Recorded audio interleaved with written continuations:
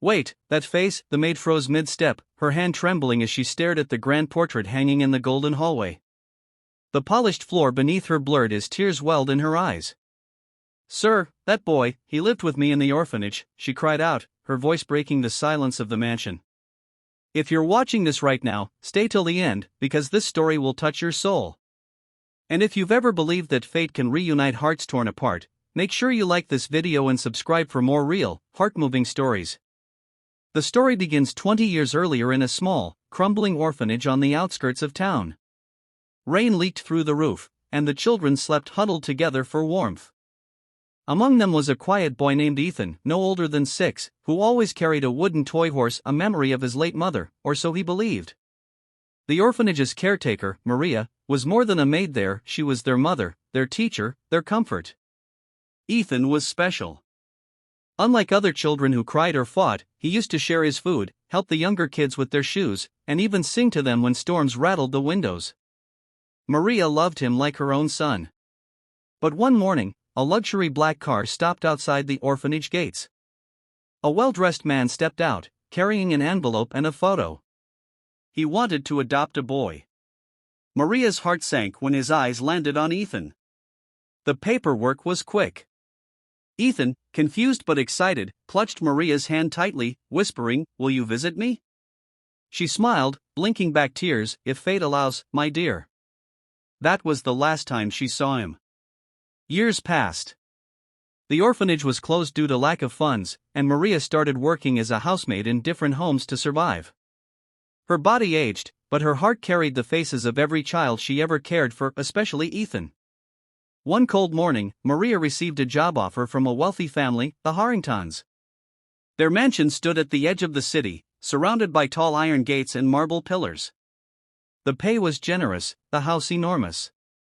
On her first day, she was told, "You'll be cleaning the West Wing. Don't enter the master's study." Days turned into weeks, and Maria worked silently, never crossing the forbidden door. But one evening, a sudden thunderstorm caused a window to burst open in the West Hall. As she hurried to shut it, she noticed the study door slightly ajar. Curiosity, or perhaps destiny, pulled her in. The room smelled of polished oak and old memories.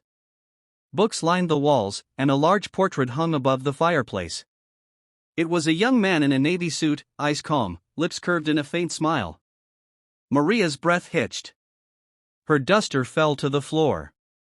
She stepped closer, trembling. "That face, those eyes," she whispered.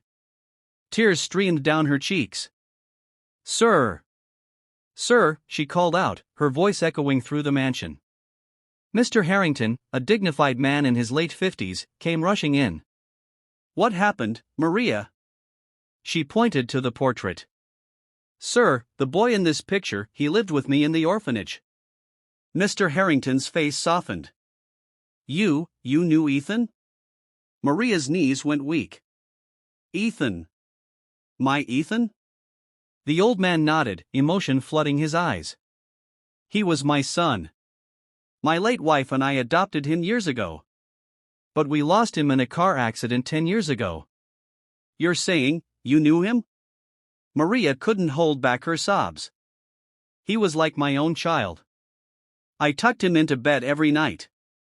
I taught him to pray. He used to say, 'When I grow up, I'll buy you a big house where it never rains inside.'" Her voice cracked. "And now, he's gone?" Mr. Harrington's eyes glistened. "You must have been his Maria." He always spoke of a woman who told him bedtime stories and made him promise to never forget kindness. He never did. The air in the room grew thick with silence. Maria gently touched the frame of Ethan's portrait. "He kept his promise," she whispered.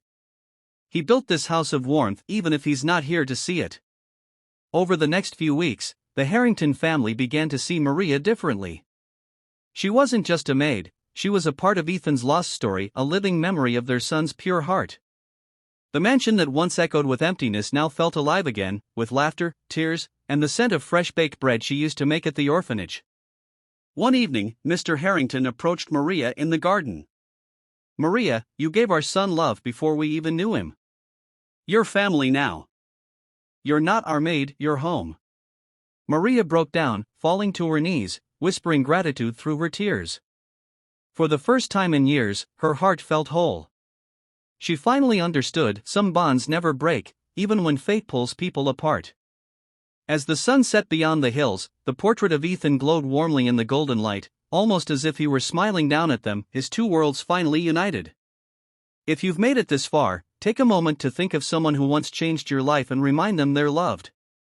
And if this story touched your heart, don't forget to like this video and subscribe, because somewhere out there, stories like this are still happening, waiting to be told.